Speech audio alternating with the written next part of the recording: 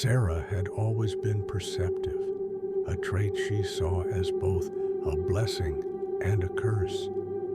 Her old school had been a whirlwind of drama.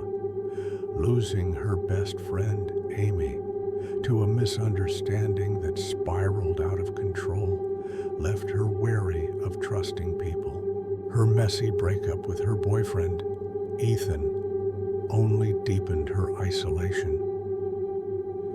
The move to Brookfield wasn't just a fresh start for her family. It was supposed to be a reset for Sarah. Yet, she carried the weight of her past with her, feeling more like an observer of her life than a participant. Her parents had noticed her withdrawal, but didn't know how to help. They believed Brookfield would be a safe, quiet town to help Sarah heal. The school was deceptively normal. Clean hallways, rows of lockers, and a student body that mostly ignored Sarah's presence. Still, there was something about the building that felt off. The teachers were polite but distant, and the students operated in cliques that seemed impenetrable. Sarah noticed how people spoke in hushed tones about things they didn't want teachers to overhear. And there was an unspoken rule about not wandering the halls alone after hours. Sarah's first day in psychology was memorable. Mr. Grayson entered the room with a commanding presence. He greeted the class warmly, yet there was a precision to his movements that felt almost rehearsed. His lesson was immediately engaging, delving into topics like fear, manipulation, and the darker sides of human behavior. "Why do we fear the dark?" he asked, scanning the room. "Because we don't know what's in it. Fear is the mind's way of filling in the gaps." Students were captivated, but Sarah felt uneasy. He seemed to enjoy lingering on the topic of fear, almost as if he were savoring it. Mr. Grayson assigned an essay titled "The Thin Line Between Sanity and Madness." He encouraged students to share their thoughts on what might push someone to the edge. During class discussions, he paid particular attention to students who revealed personal struggles, as if he were cataloging their vulnerabilities. Sarah's essay explored how trauma shaped people's decisions. When she turned it in, Mr. Grayson commented, "You have a unique perspective. It's rare to see someone who thinks so deeply about these things." Sarah began noticing that Mr. Grayson's classroom always seemed oddly isolated, even during passing periods. The hallway outside was unusually quiet. One day, she stayed late to finish a project and realized she couldn't hear any other sounds. No lockers slamming, no students talking. It was as if the rest of the school had vanished. Sarah overheard a conversation between two teachers in the break room. They mentioned a teacher who had been dismissed years ago under mysterious circumstances. The details were vague, but Sarah caught snippets like police investigation and unanswered questions.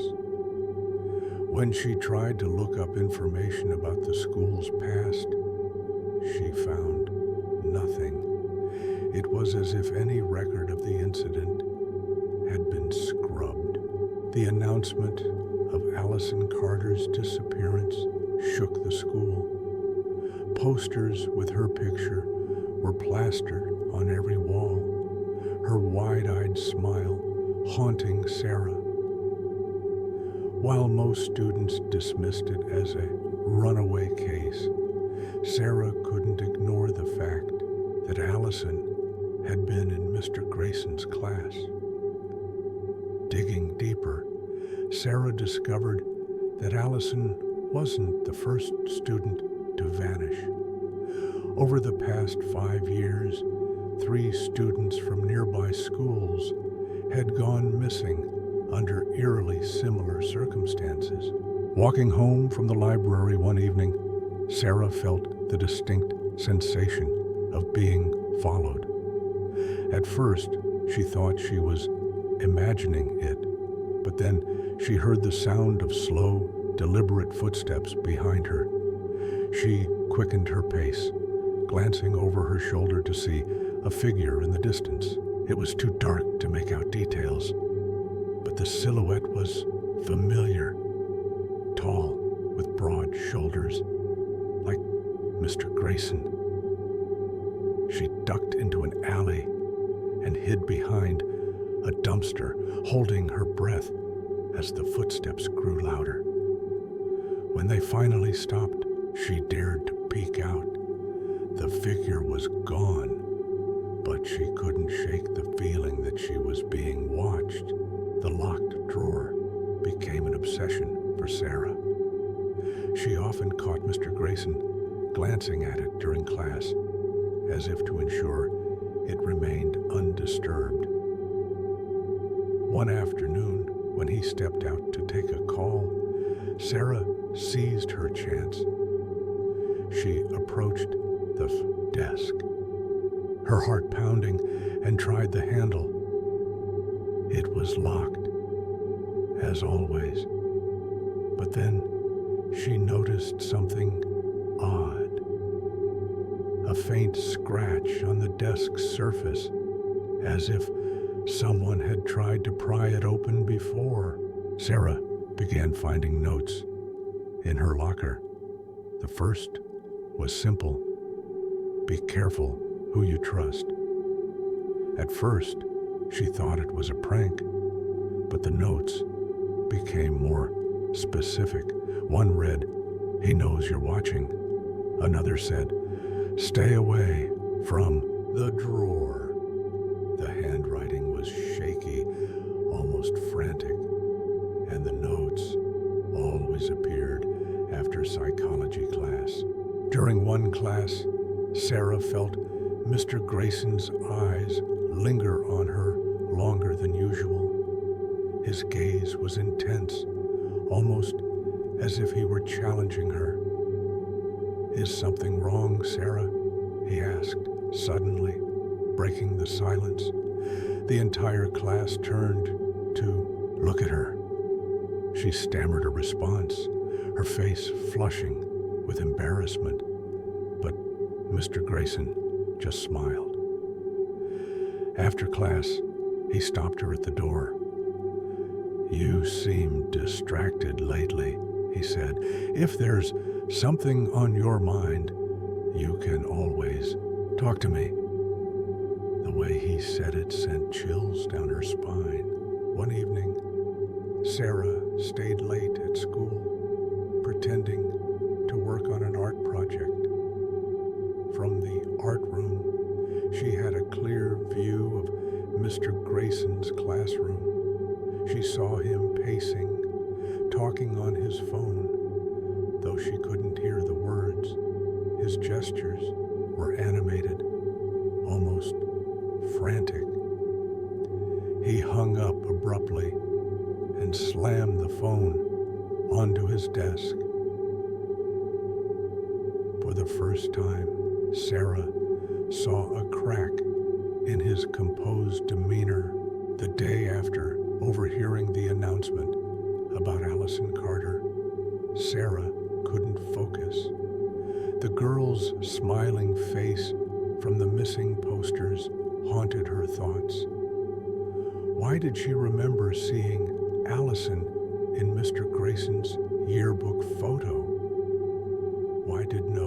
One else seemed concerned.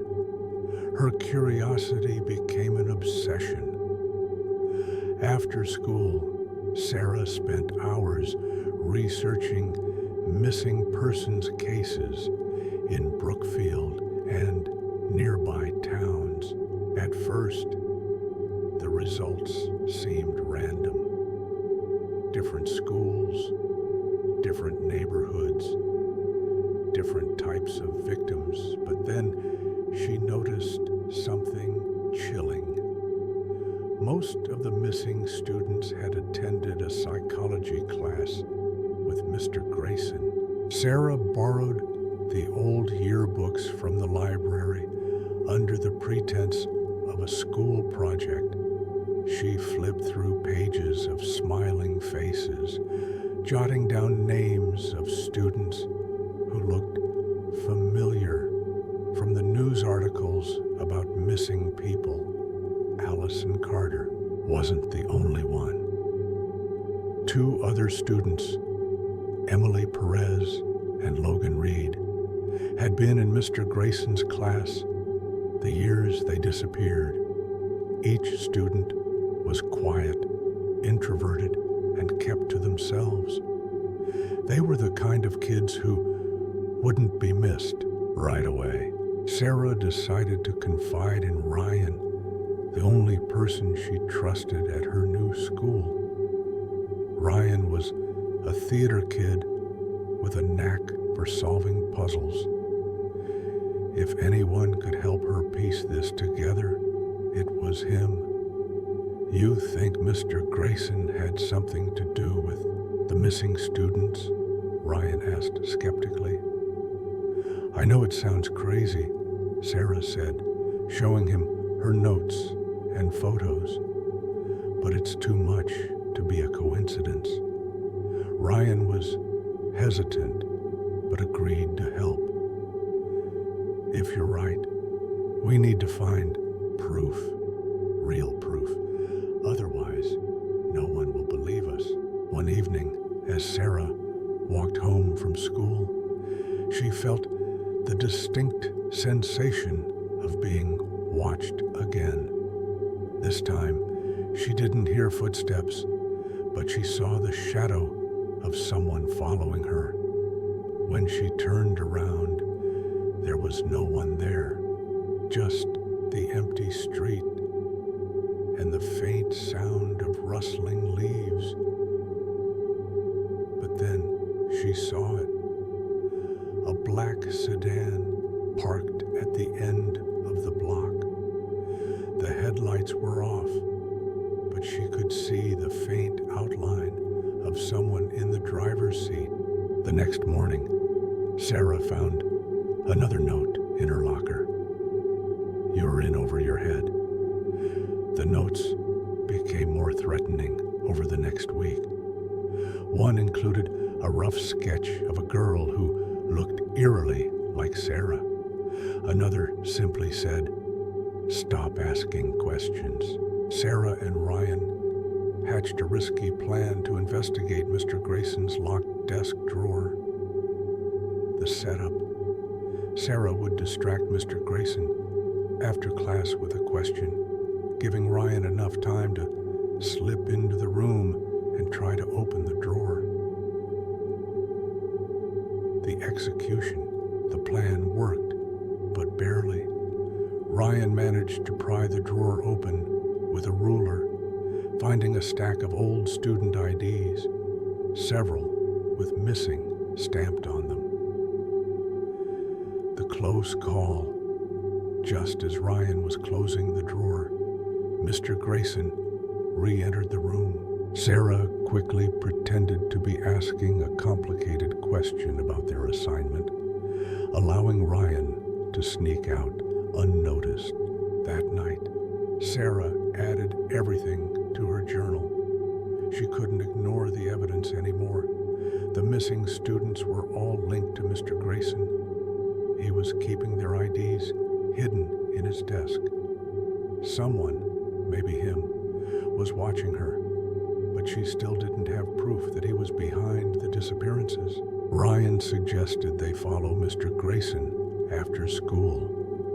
One day, they trailed him from a distance, watching as he drove to a secluded storage unit on the outskirts of town. What they saw, Mr. Grayson entered the unit carrying a large duffel bag, stayed inside for nearly an hour before driving away. Their next move. Ryan wanted to call the police, but Sarah convinced him they needed to check the unit first. If we tell them without proof, they'll just brush us off, she argued. Late that night, Sarah and Ryan returned to the storage facility. Using a pair of bolt cutters Ryan had borrowed from his dad's garage, they broke into Mr. Grayson's unit. Inside, they found trophies, personal belongings of the missing students, bracelets, notebooks, and even a pair of glasses.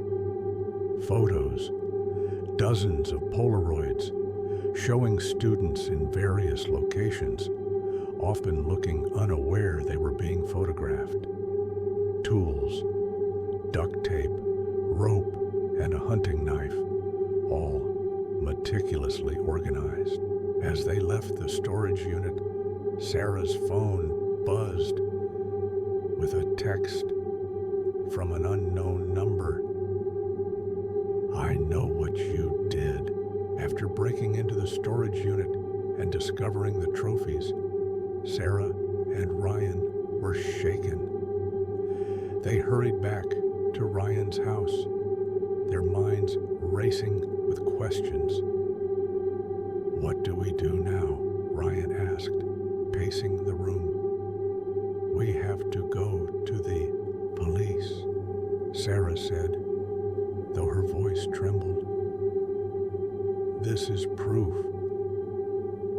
But when they tried to explain the situation to the police, the response was lukewarm. The officer on duty seemed skeptical. "Do you have any proof that this belongs to Mr. Grayson?" he asked. Sarah and Ryan realized they had no way of tying the storage unit directly to their teacher. The rental agreement wasn't in his name, and they technically trespassed to get the evidence. The officer promised to look into it, but they left feeling helpless and watched. The next day at school, Mr. Grayson was different. His normally calm demeanor was replaced with an edge of tension. He seemed to know something had happened, but wasn't sure who was responsible. During class, his eyes frequently darted toward Sarah and Ryan. His lectures were shorter, his movements more abrupt. At one point, he called Sarah to his desk after class. "You've been distracted lately," he said, his tone softer than usual. "Is there something on your mind?" Sarah froze. She shook her head quickly. "No, just school stuff." "Good," he said, his eyes narrowing slightly. "I'd hate for anything to interfere with your focus." That night, Sarah received another text from the unknown number. "You shouldn't have gone there." When she didn't respond, another message came through. "You don't know what you're dealing with." Ryan received similar texts, warning him to stay out of it. They both changed their phone numbers, but the messages continued, always from new numbers, always chillingly specific. Sarah and Ryan knew they needed more concrete evidence. After school one evening, they decided to follow Mr. Grayson again. This time, he didn't go to the storage unit. He drove home. Mr. Grayson's house was a small, unassuming bungalow on the outskirts of town, surrounded by dense trees. The house looked normal, but there were no decorations, no personal touches. They watched from the shadows as Mr. Grayson carried a large bag into the house. After the lights went out, they decided to investigate. They entered through a window that had been left slightly ajar. Inside, the house was eerily clean. The furniture was sparse and the walls were bare. It felt more like a stage set than a home. In the living room, they found a collection of psychology books, many focused on manipulation and control. But it was the faint smell of bleach that led them to the basement door. The walls were lined with photos of students, many of whom were missing. Some photos were taken in class, while others were candid shots from outside school. A large table in the center of the room held tools: duct tape, rope, knives, and syringes. In the corner, they found a locked freezer. When they pried it open, they found plastic-wrapped packages labeled with dates. Sarah didn't want to know what was inside. As they took photos of everything, they heard the sound of a car pulling into the driveway. Mr. Grayson entered the house, his footsteps echoing above them. Sarah and Ryan froze, barely daring to breathe. "I know you're here," his voice called out, eerily calm. The two scrambled to hide as he descended the basement stairs. He moved methodically, checking every corner of the room. When he reached the freezer, he paused, his hand brushing over the open lid. "I warned you," he muttered. Sarah accidentally knocked over a tool, and the sound gave them away. Mr. Grayson lunged toward them, but they managed to dodge and sprint up the stairs. The chase continued through the woods behind his house. Mr. Grayson was fast, and his familiarity with the terrain gave him an advantage.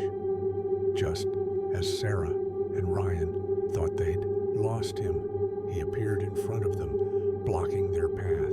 Ryan grabbed a branch and swung it at Mr. Grayson, giving Sarah enough time to run. She stumbled onto a nearby road where a passing car stopped to help. The driver, a middle-aged woman, called the police as Sarah frantically explained what was happening. Meanwhile, Ryan and Mr. Grayson were locked in a struggle. Ryan managed to escape, but not before Mr. Grayson whispered, "This isn't over."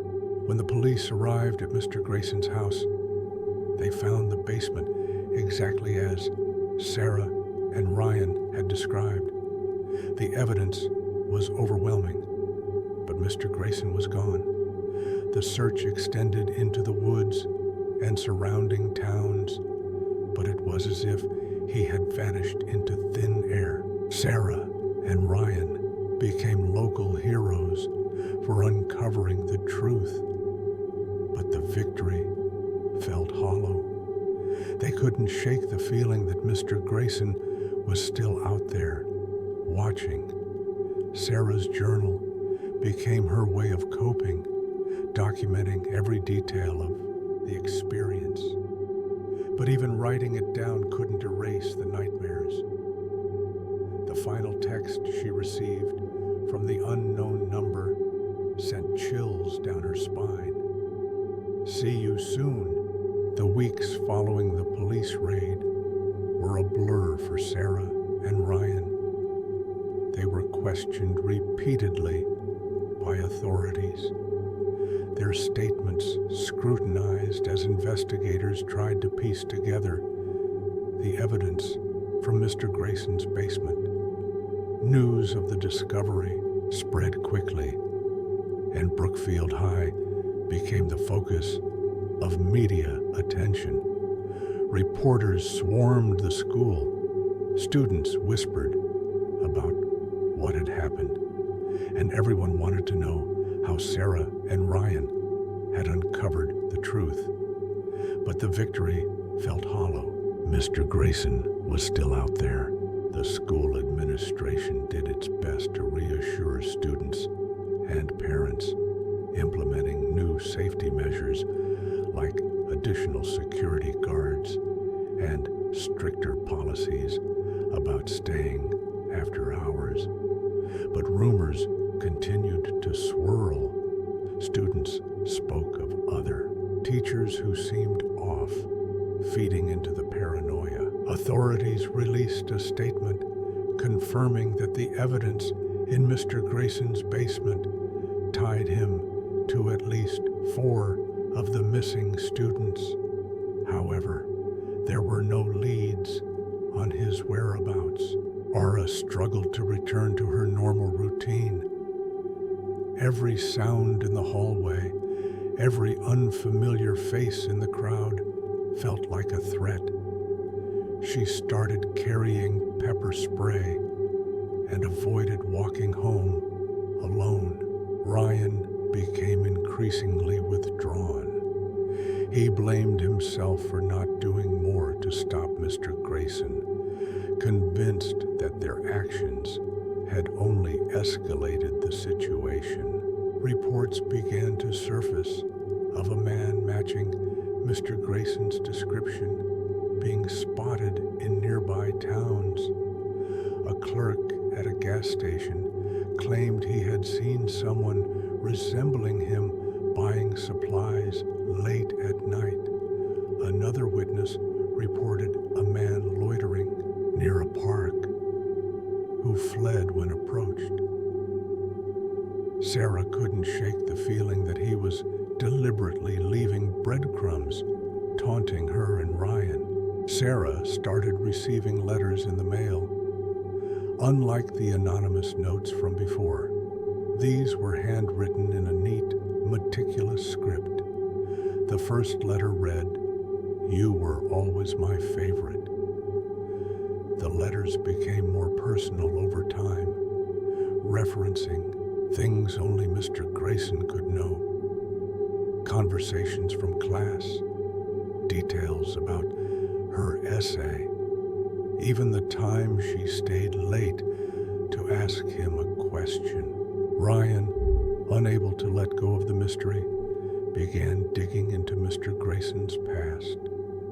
He visited libraries, combed through old newspaper archives, and interviewed former students and teachers. What he found was chilling. Mr. Grayson wasn't his real name. He had been using aliases for years, moving from town to town, always teaching psychology. In each location, there were rumors of missing students, but no one had ever connected the dots until now. Ryan shared his findings with Sarah, who felt a renewed sense of fear. If Mr. Grayson had been doing this for years, how many others had been involved? One evening, Sarah came home to find her front door slightly ajar. Her parents weren't home, and the house was eerily silent. As she stepped inside, she noticed the faint smell of bleach. Her heart raced as she called out, "Hello?" From the shadows, a voice replied, You shouldn't have looked. It was Mr. Grayson.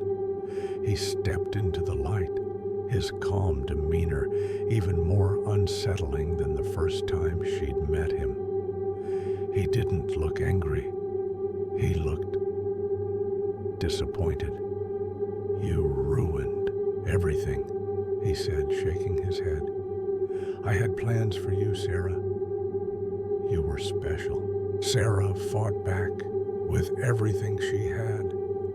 Using the pepper spray she carried in her bag, she managed to blind him temporarily and ran to the kitchen, grabbing a knife for protection. Ryan, who had been on his way to visit Sarah, saw Mr. Grayson's car parked nearby and sensed something was wrong. He entered the house just as Mr. Grayson regained his composure, tackling him before he could harm Sarah. Sarah had managed to dial 911 during the chaos. The sound of sirens grew louder as Mr. Grayson tried to escape. This time, he wasn't fast enough. Under police custody, Mr. Grayson finally confessed to his crimes. He had targeted students who he believed were misunderstood or neglected, manipulating them into trusting him before turning on them. The basement, the storage unit, the trophies.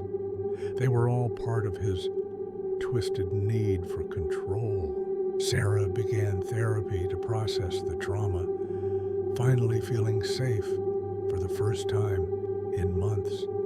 She kept her journal as a way to document her recovery, hoping to one day turn her story into something that could help others. Ryan returned to his life, but the experience had changed him. He became an advocate for student safety, speaking at events about the importance of recognizing warning signs. Months later, Sarah received one last letter in the mail. It was postmarked from a prison facility.